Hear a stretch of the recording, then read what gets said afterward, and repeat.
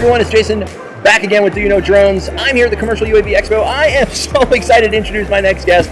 This is the man, Adrian Doko. I feel like there should be like a theme music, like some of that theme drum roll, something amazing. Yeah, he is the president of AUVSI Lone Star. That is Texas.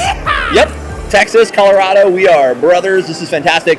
I love this guy. He is fantastic. He's on Clubhouse. He is all over the place. He is the man with the plan. Adrian, welcome to the show. Thank you for having me, Jason. Appreciate you. Absolutely, love what you guys are doing, and keep it going. Absolutely, appreciate that. So we have three very easy questions. No, there may be some sidebar discussion, and I'm good with that.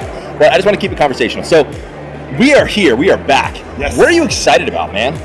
That's a no-brainer. I'm excited to be hanging out with you and getting with the drone community and actually meeting face-to-face after 2 years of nothingness. And it's just amazing to be out, at a conference with ideas and people and different types of platforms, and it's just fantastic. So I definitely would say the people and the ideas make these conferences, and just being able to finally put a face with the name is like amazing. So we've been looking at everyone's avatars for years, and we're like, all right, we need to see this person. And seriously, it's time to see them in person. Like, I want to know if are they using something from 15 years ago?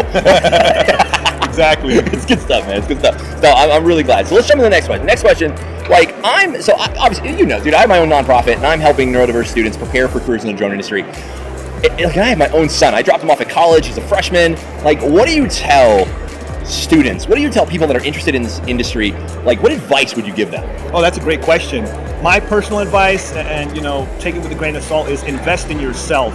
That education portion is really important in this industry because it's a fluid and dynamic, ever-changing situation in the drone world. We have to keep up with the regulations, the technology. So invest in a good education and try to stay ahead of the curve, because, like I said earlier, it's always changing, and you really want to be ahead of your competition and knowing what's down the pipeline. So definitely try to educate yourself on what solutions you can offer with these technologies.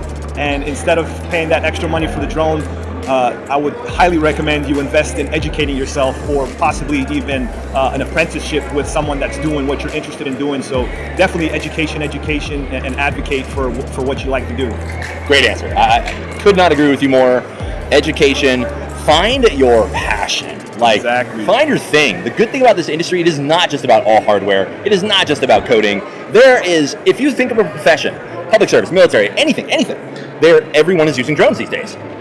Find that thing, latch onto it, and see where it takes you. So I completely agree with you, man. Education and finding your thing is it. So I'm also curious. So years ago, Brian Wynn put out a challenge, and he's like, look, public perception is sort of our biggest roadblock. It is not technology. It is not really regulation. It is not the people.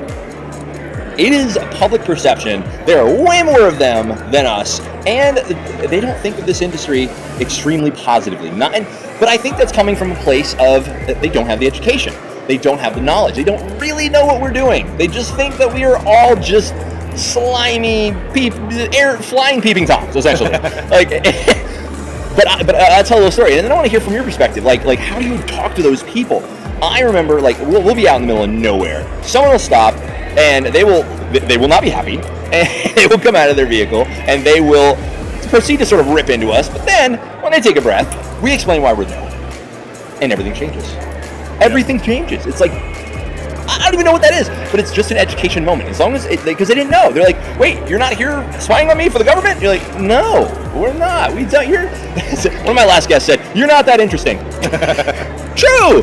So what do you, when you're interacting with the public, what do you tell them about the drone industry to elevate their perception? Yeah, so earlier on, the drone industry has been stigmatized, obviously, with the military missions, and so we've got a bad rap, right off the bat. So we, as drone ambassadors, have to educate people on the solutions we're providing, on how we're saving lives. So once you pull at those heartstrings and explain to these people that, hey, public safety, I've been on several missions with my thermal drone to, rescue people or find people that are lost in the woods, but the public safety piece really opens people's imagination on how we can save lives, besides other applications, obviously, for industrial purpose. But we need to understand that public acceptance is going to be crucial for us, scaling this industry. And once more people understand the benefits or the use case scenarios on how we're actually not only saving lives, but acquiring better data at a fraction of the cost, a lot safer, then people understand that, oh, okay, now I get it. It kind of makes sense. Why would I put a police officer in harm's way when I can send this disposable drone into a criminal building and not risk people's lives, or so it's once you understand the whole concept, it's a no-brainer. But we need us as drone service providers or people in the industry, we have to do a better job of being ambassadors and being a little more patient when people approach us. You have to say, listen, if you give me a couple minutes, when I land this thing, I'd love to maybe even show you how to fly. I'll get you some stick time. But absolutely, public perceptions is one of the biggest hurdles we're facing, and we as drone service providers need to do a better job of educating and not alienating the people that are that are stalking us at times, and just explain to them why we're there. Great answer, and I couldn't agree with you more. It's truly about you are a brave man. I'm not sure I would do the sticks, but but everything else, fully support that message.